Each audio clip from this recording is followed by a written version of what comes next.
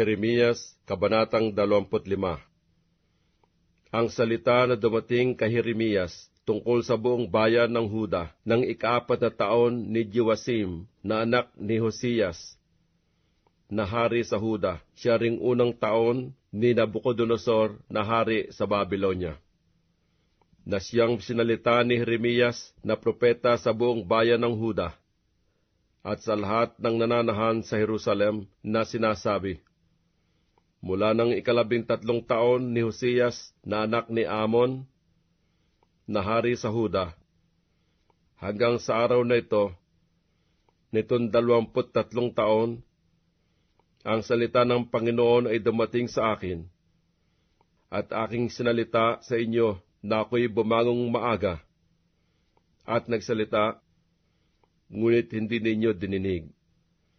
At sinugo ng Panginoon sa inyo ang lahat niyang lingkod na mga propeta na gumising na maaga, at sinugo sila, ngunit hindi ninyo dininig, o ikiniling man ninyo ang inyong pakinig upang mga kinig, na nangagsasabi, magsihiwalay bawat isa sa inyo sa kani-kaniyang masamang lakad, at sa kasamaan ng inyong mga gawa, at kayo'y magsitahan sa lupain na ibinigay ng Panginoon sa inyo at sa inyong mga magulang, mula ng una at hanggang sa magpakailan paman.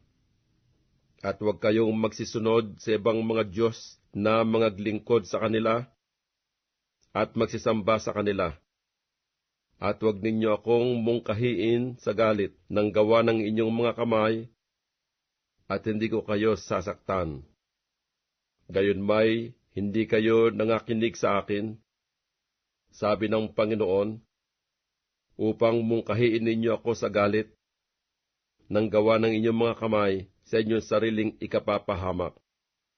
Kaya't ganito ang sabi ng Panginoon ng mga hukbo, sapagkat hindi ninyo dininig ang aking mga salita, narito, ako'y magsusugo at kukunin ko ang lahat na angkan sa hilagaan, sabi ng Panginoon, at ako'y magsusugo kay Nabucodonosor na hari sa Babylonia, na aking lingkod at aking dadalin sila laban sa lupaing ito, at laban sa mga nananahan dito, at laban sa lahat ng bansang ito sa palibot, at aking lubos na lilipulin sila, at gagawin ko silang katigilan, at kasutsutan, at mga walang hanggang kagibaan.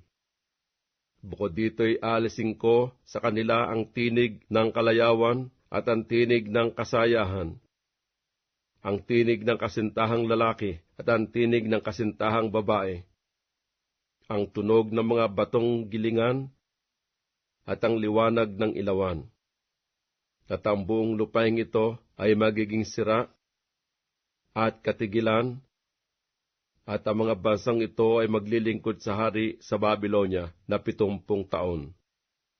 At mangyayari, pagkaganap ng 70 taon, na aking parurusahan ang hari sa Babylonia.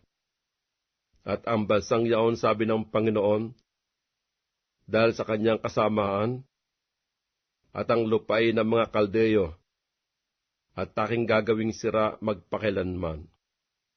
At aking gaganapin sa lupaing yaon ang lahat na aking salita na aking sinalita laban doon. Lahat ng nakasulat sa aklat na ito na inihula ni Jeremias laban sa lahat na bansa. Sapagkat maraming bansa at mga dakilang hari ay paglilingkuran nila.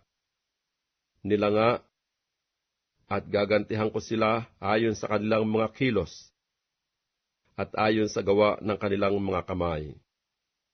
Sapagkat ganito ang sabi ng Panginoon, ng Diyos ng Israel sa akin, abutin mo itong saro ng alak ng kapusukan sa aking kamay, at painuin mo ang lahat na bansa na pinagsuguan ko sa iyo. At sila ay magsisinom at magsisihapay na parot parito na mga uulol dahil sa tabak na aking pasasapitin sa kanila. Nang magkagayoy, inabot ko ang saro sa kamay ng Panginoon at pinainom ko ang lahat na bansang pinagsuguan ng Panginoon. Sa makatuwid, ang Jerusalem at ang mga bayan ng Huda at ang mga hari niyaon at ang mga prinsipe niyaon upang gawin silang kagibaan, katigilan, kasutsutan at sumpa, gaya sa araw na ito. Si Paraong hari sa Ehipto, at ang kanyang mga lingkod, at ang kanyang mga prinsipe at ang buong bayan niya, at ang lahat ng halu-halong bayan, at ang lahat ng hari sa lupain ng Hus, at ang lahat ng hari sa lupain ng mga Filisteo, at ang Askalon, at ang Gaza, at ang Ekron, at ang nalabi sa Asdod, ang Edom at ang Moab, at ang mga anak ni Amon, at ang lahat ng hari sa Tiro, at ang lahat ng hari sa Sidon, at ang hari sa pulo na nasa dako roon ng dagat, ang Didan, at ang Tema, at ang Buz, at ang lahat na magsisiputol ng mga laylayan ng kanilang buhok, at ang lahat ng hari sa Arabia,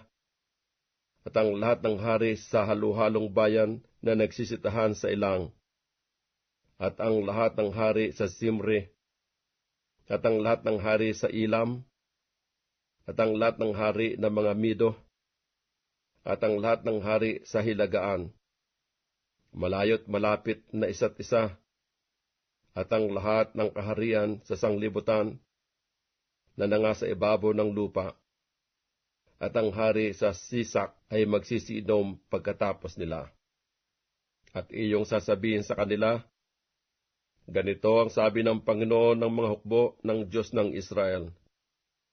Kayo'y magsinom at kayo'y magpakalasing, at kayo'y magsisuka at mga buwal, at huwag na kayong magsibangon dahil sa tabak na aking pasasapitin sa inyo.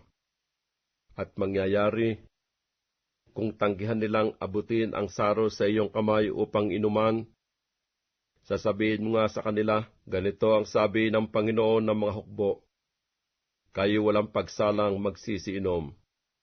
Sapagkat narito, ako'y nagpapasimulang gumawa ng kasamaan sa bayang tinawag sa aking pangalan, ay kayo bagay lubos na hindi mapaparusahan? Kayo walang pagsalang parurusahan, sapagkat aking tatawagin ang tabak laban sa lahat ng nananahan sa lupa, sabi ng Panginoon ng mga hukbo.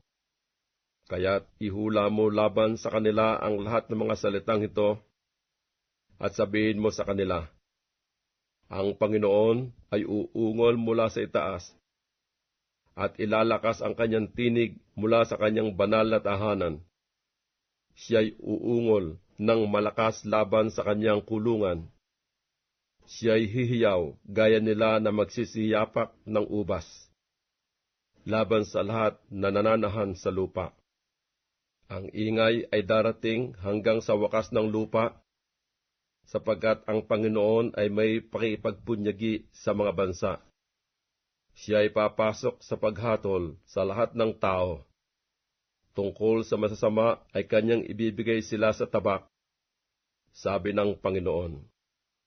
Ganito ang sabi ng Panginoon ng mga hukbo, narito, kasamaan ay mangyayari sa bansa, at malakas na bagyo ay ibabangon mula sa kahuli-hulihang bahagi ng lupa. At ang mapapatay ng Panginoon sa araw na yaoy magiging mula sa isang dulo ng lupa hanggang sa kabilang dulo ng lupa. Sila hindi tataghuyan, o dadamputin man, o ililibing man, sila'y magiging dumi sa ibabaw ng lupa. Kayo'y magsiangal, kayong mga pastor, at kayo'y magsihiyaw, at kayo'y mga sigumon sa abo. Kayo'y pinakamainam sa kawan, sapagkat ang mga kaarawan ng pagpatay at ang pangangalat sa inyo ay lubos na dumating. at kayo'y mga babagsak na parang mainam na sisidlan. At ang mga pastor ay walang daang tatakasan, o tatanan man ang pinakamainam sa kawan. Tinig ng hiyaw ng mga pastor at ng angal ng pinakamainam sa kawan, sapagkat inilalagay ng Panginoon na sira ang kanilang pastulan. At ang mga payapang tahanan ay nangadala sa katahimikan dahil sa mabangis na galit ng Panginoon. Kaniyang pinabayaan ang kanyang kublihan na gaya ng leon, sapagkat ang kanilang lupain ay naging katigilan dahil sa kabangisan ng mamimighating tabak at dahil sa kanyang mabangis na kagalitan.